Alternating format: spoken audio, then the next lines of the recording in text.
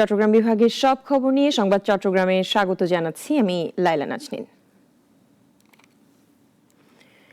দীর্ঘ 58 দিন ছিল মাছ ধরায় নিষেধাজ্ঞা। তারপর উপকূলের শেষে বৈরী আবহাওয়া, ঘূর্ণিঝড়। এরপরেও সাগরে গিয়েও কাঙ্ক্ষিত ইলিশ পাচ্ছেন না জেলেরা। অন্যান্য সামুদ্রিক মাছ ধরা পড়ছে কিছুটা। হতাশায় দিন কাটছে বোট মালিক ও জেলেদের। কক্সবাজারের প্রতিনিধি সাইফুল ইসলামের রিপোর্ট, জানাচ্ছেন শাশ্বতী সরকার।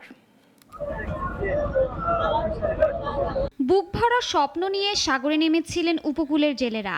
ভেবেছিলেন সাগর জুড়ে থাকবে রূপালী ইলিশের ঝিলিক, জালে উঠবে সোনালী স্বপ্ন। কিন্তু বাস্তবতা ভিন্ন।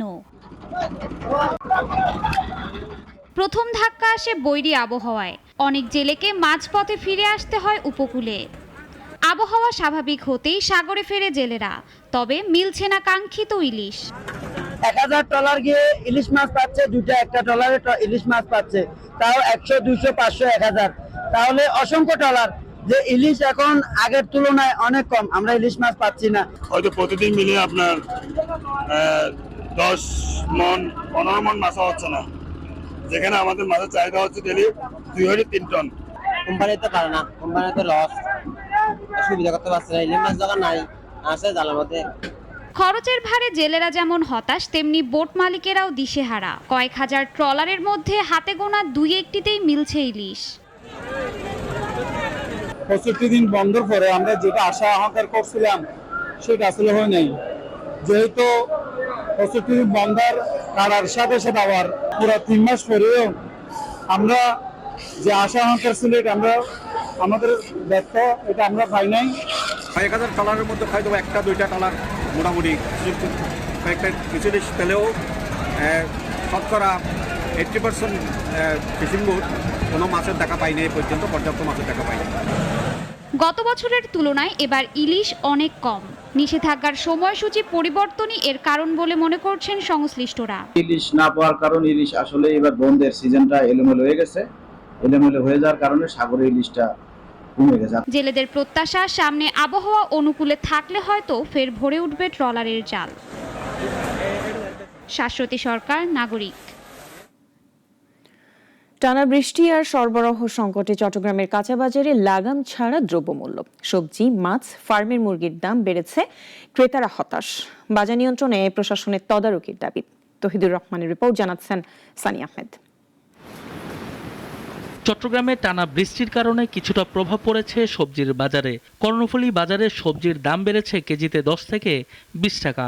কাঁকরোল, বরবটি, ঝিঙ্গে 70 থেকে 90 টাকা, বেগুন, করলা 100 টাকা, কাঁচামরিচ 120 থেকে 140 টাকা, ধনেপাতা 180 থেকে 200 টাকা। সামুদ্রিক মাছের সরবরাহ কমে দাম বেড়েছে। লইট্টা 1500 থেকে 1800 টাকা, কোরাল 600 থেকে 900 টাকা, রুই কাতলা 350 থেকে 450 টাকা। আগে গেছে সপ্তাহে করলা নিয়েছি যে 35 থেকে, এখন নিতেছি 60 করে। কাঁচামরিচে মনে হয়েছে একটু বাড়তে, ফলের মধ্যেও বাড়তে, আর সবজিগুলো ব্যালেন্স আগের মতোই আছে। দেশের অবস্থা খারাপ, এখন ইউনূস সাহেবের উচিত নিত্য প্রয়োজনীয় সব জিনিসের দাম কমানো। ইলিশের দাম কিছুটা কমলেও সাধারণ ক্রেতার নাগালের বাইরে। 1 কেজি ইলিশ 1500 থেকে 1900 টাকা, ঝাটকা 400 থেকে 500 টাকা, ফার্মের মুরগি 155 থেকে 160 টাকা, সোনালী মুরগি 280 থেকে 310 টাকা। বিক্রেতারা বলছেন বৃষ্টি আর দুর্যোগে সরবরাহ কমেছে। মাছ না থাকলে তো বাড়বে, মাছ ধরা বলে তো কমে যাবে, এটা নিয়ম। এখন দাম একটু বেশি, 1850। আমরা যে কিনতে পারতেছি না, আমরা যেরকম কিনতেছি ওরকম, কিন্তু আমরা তো মানুষ মনে করতেছে, পাবলিক মনে করতেছে আমরা লাভ বেশি করতেছি সিন্ডিকেট, কিন্তু আসলে ওইটা না। এর আগে ছিলাম 45, 40, 55, 50 এরকম, এখন একটু বাড়ছে। খালি কাঁচামরিচের রেট বাড়ছে, আর ওটা বর্ষাতে নষ্ট হয়ে গেছে না। কাঁচামরিচ আজকে বিক্রি করছে পাইকারি 130 টাকা, খুচরা বাজার 140-50।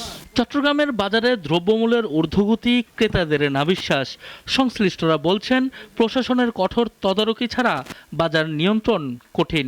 ক্রেতারা এখন স্বস্তির অপেক্ষায়। সানি আহমেদ, নাগরিক।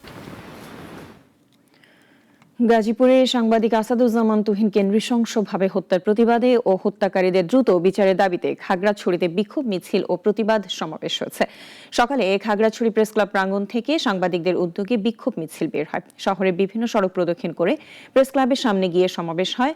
মিছিলে খাগড়াছড়ি বিভিন্ন প্রিন্ট ও ইলেকট্রনিক মিডিয়ার সাংবাদিকরা অংশ নেন। খাগড়াছড়ি প্রেস ক্লাবের সভাপতি তরুণ কুমার ভট্টাচার্য, সহ সভাপতি জহুরুল আলম, সাধারণ সম্পাদক HM প্রফুল্ল, সাংবাদিক ইউনিয়নের সভাপতি শাহরিয়ার ইউনুস সহ অন্যান্য সংবাদ কর্মীরা বক্তব্য রাখেন। এ ঘটনা গণমাধ্যম ও মুক্ত চিন্তার উপর নগ্ন হামলা বলে অভিযোগ করেন তারা। সড়ক পরিবহন আইনের কিছু ধারা সংশোধন এবং যানবাহনের আয়ুষ্কাল 30 বছর করার দাবিতে 12 আগস্ট থেকে 72 ঘন্টার ধর্মঘটের ঘোষণা দিয়েছে বাংলাদেশ সড়ক পরিবহন মালিক সমিতি। চট্টগ্রামে সংগঠনের কেন্দ্রীয় সভাপতি কফিল উদ্দিন আহমেদ জানান, 20 বছরের বেশি পুরনো গাড়ি নিষিদ্ধ করা হলে 80% যানবাহন রাস্তায় নামতে পারবে না। জামিন অযোগ্য ধারাও নাগরিক অধিকারের পরিপন্থী বলে দাবি করেন তিনি। 11 আগস্টের মধ্যে দাবি না মানলে আন্দোলন আরও কঠোর করার হুঁশিয়ারি দিয়েছেন নেতারা। আগামী 11 আগস্ট রোজ মঙ্গলবার বিকেলের মধ্যে যদি দাবি মেনে না নেওয়া হয়, 12 আগস্ট ভোর 6টা হতে 15 আগস্ট শুক্রবার ভোর 6টা পর্যন্ত সারা দেশব্যাপী পরিবহন, সকল প্রকার পরিবহন বন্ধ রেখে সারা দেশের পরিবহন মালিক এবং শ্রমিকরা 72 ঘন্টার ধর্মঘট পালন করবে। শাপলা চত্বর মোদি বিরোধী আন্দোলন ও জুলাই অভ্যুত্থানে শহীদদের স্মরণে ফেনীতে দোয়া ও আলোচনা সভা করেছে হেফাজতে ইসলাম। বৃহস্পতিবার শহরের একটি কমিউনিটি সেন্টারে আয়োজিত সভায় সভাপতিত্ব করেন জেলা হেফাজতের সভাপতি মাওলানা আফজালুর রহমান। প্রধান অতিথি ছিলেন সংগঠনের যুগ্ম মহাসচিব মাওলানা আজিজুল হক ইসলামাবাদী। বক্তারা শহীদদের আত্মত্যাগকে গণ আন্দোলনের অনুপ্রেরণা হিসেবে উল্লেখ করে বলেন, অন্যায়ের বিরুদ্ধে প্রতিরোধ গড়ে তুলতে হবে। হেফাজতে ইসলাম 2013 সালে যে রক্ত দিয়েছে, 2021 সালে আমাদের ভাইরা যে শাহাদত বরণ করেছেন, হেফাজত নেতৃবৃন্দ সহ দেশের 2000-এর অধিক উলামায়ে ইকরামকে জেলে পুড়ে নির্যাতন করা হয়েছে, নিপীড়ন করা হয়েছে। ভারতীয় আধিপত্যবাদ বিরোধী মোকাবেলা করার জন্য, সেই গণজাগরণ মঞ্চকে উৎখাত করার জন্য হেফাজত রক্ত দিয়েছে, সেই রক্তের নজরানা সে এখানেও সন্নিবেশন করা হয়।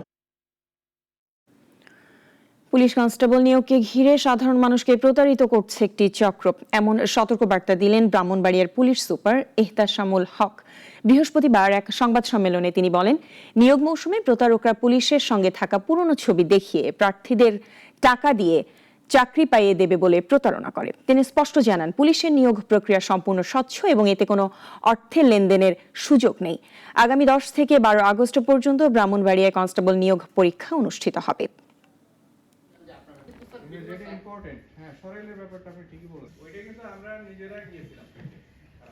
আপনারা জানেন যে আমাদের ট্রেনি রিক্রুট কনস্টেবল নিয়োগ পরীক্ষা এই বছরের দ্বিতীয়বারের মতো হতে যাচ্ছে আগামী 10, 11, 12 তারিখে। তো অলরেডি আমরা দেখেছি যে 657 জন প্রার্থী আবেদন করেছেন।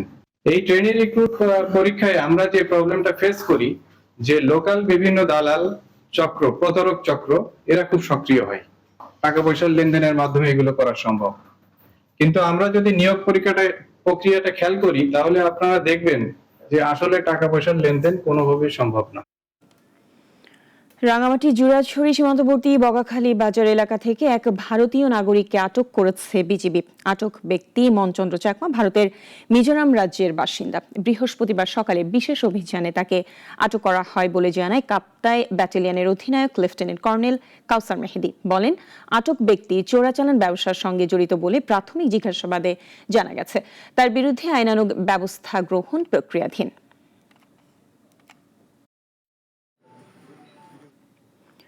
লক্ষ্মীপুর সদর উপজেলার উত্তর জয়পুর ইউনিয়নের চৌপল্লীর কাশারি বাড়ি গ্রামে এখন শুধুই শোক আর আহাজারি। এক মর্মান্তিক সড়ক দুর্ঘটনায় একই পরিবারের 7 জনের প্রাণহানির ঘটনায় নিস্তব্ধ পুরো এলাকা। এদিকে ঘটনার কয়েকদিন পার হলেও এখনও গ্রেফতার হয়নি চালক আকবর হোসেন। মোহাম্মদ সোহেল রানার রিপোর্ট, জানাচ্ছেন শাশ্বতী সরকার। মঙ্গলবার রাতে ওমান প্রবাসী বাহারউদ্দিনকে বিমানবন্দর থেকে আনতে গিয়েছিলেন তার পরিবারের 11 সদস্য। ফেরার পথে বুধবার ভোরে নোয়াখালীর বেগমগঞ্জে মাইক্রোবাসটি নিয়ন্ত্রণ হারিয়ে প্রায় 30 মিটার গভীর খালে পড়ে যায়। 7টি প্রাণের একসাথে চলে যাওয়া মানতে পারছেন না স্বজন। আমি বসেছেন 4টা বাজে কল দিয়েছি বাবা রে, আমার জিয়ে গাড়িতে রে। অনুরোধ আমরা এতগুলা মানুষ মারা গেছে, 7টা মানুষ মারিয়ে লাইছে। এই দুষ্ট লোকে আল্লাহ গাড়ি চালাইতে পারে না ঠিক মতো। এই দুর্ঘটনায় প্রাণ হারান বাহারের মা মোর্শেদা বেগম, স্ত্রী কবিতা আক্তার, মেয়ে মিম আক্তার, ভাতিজি রেশমা ও লামিয়া, নানি ফয়জুন্নেসা এবং ভাবি লাবণী আক্তার। গাড়ির চালকের অবহেলনার কারণে আমার এই জেঠি এবং জ্যাঠাতো বোন এবং বাগিনা সহ বাগিনার 2টা মেয়ে এবং ভাতিজি সহ প্রায় 7 জন নিহত হয়। যদি এটা প্রশাসন তদন্ত করে সুস্থ বিচার করে তাহলে অদূর ভবিষ্যৎ কোনো ড্রাইভার এভাবে বেপরোয়া হয়ে গাড়ি চালাইব না। দুর্ঘটনার জন্য চালক আকবর হোসেনের ঘুমকে দায়ী করছেন স্বজনরা। অভিযোগ, চালক রাসেল নিজে পালিয়ে গেলেও যাত্রীদের উদ্ধারে কোনো চেষ্টা করেননি। ঘটনার কয়েকদিন পার হলেও আকবর হোসেন এখনো পলাতক। ওনারা যদি মামলা না করতো তাহলে আমরা পুলিশ বাদী হয়ে মামলা করতাম, ওনারা নিজেরাই মামলা করবে।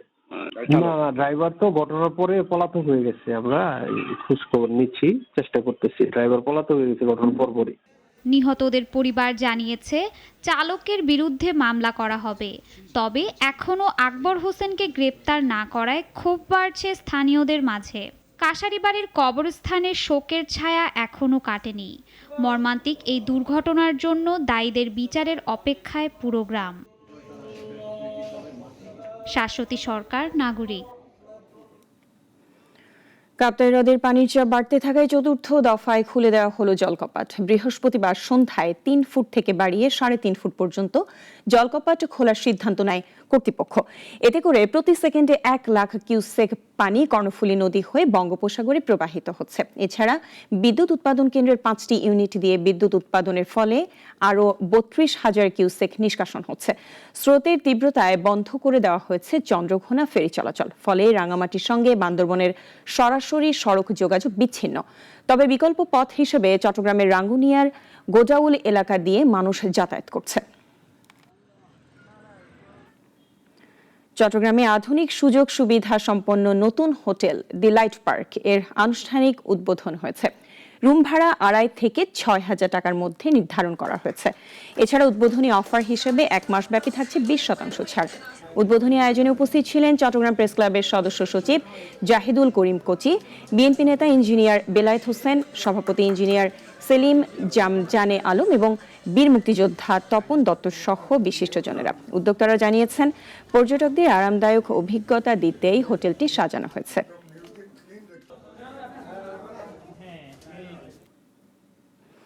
এখন এ পর্যন্তই। চট্টগ্রাম বিভাগের সব সংবাদ নিয়ে প্রতিদিন দুপুর 1টায় থাকছে সংবাদ চট্টগ্রাম। এরপর বিকেল 4টায় বিশ্বের ঘটে যাওয়া সব ঘটনা নিয়ে নাগরিক সারা বিশ্ব দেখার আমন্ত্রণ রইল। ধন্যবাদ সবাইকে।